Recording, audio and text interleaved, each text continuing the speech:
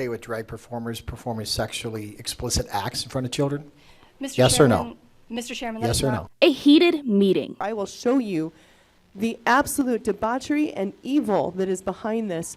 We have to protect the children. Republican lawmakers describing drag queen performances as evil and pornographic. It's not R-rated, it's X-rated entertainment. But those in the LGBTQ plus community feel SB 1028 is unreasonably targeting performers. Jessica Harper, who is a transgender woman and DJ, feels this new legislation is an attack on her existence. This bill is so vaguely written that it would effectively make it illegal for me to exist in public as a trans woman, let alone DJ anywhere but a strip club. She has seen the LGBTQ plus community grow. Phoenix has a really flourishing drag presence, and I see that as a really awesome thing because like anything, any art form that grows, you get so many different variants. She feels this bill is just the beginning of a hard fight. It's like in a video game, when you get to the higher level bosses, things do get harder. Richard Stevens is also a prominent figure in the Arizona drag community.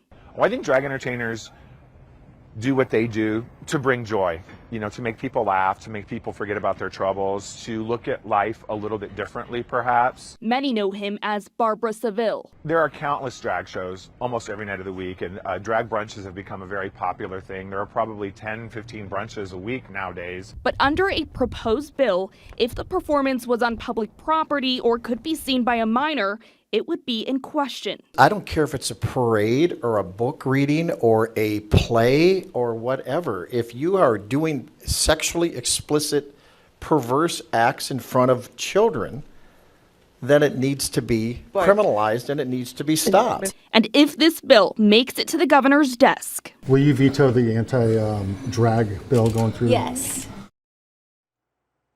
And there are other big events here in the Valley that this could also affect. Those include concerts from certain artists and even the Pride Parade in downtown Phoenix.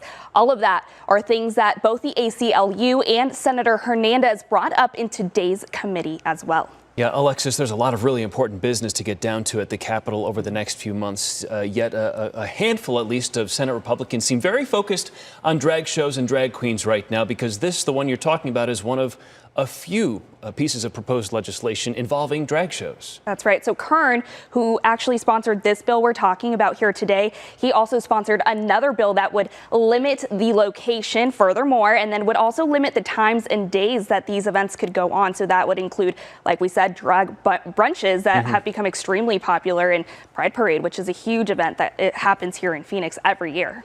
Could all be moot. The governor said she'd veto it, so we'll keep an eye on it. Alexis, thank you.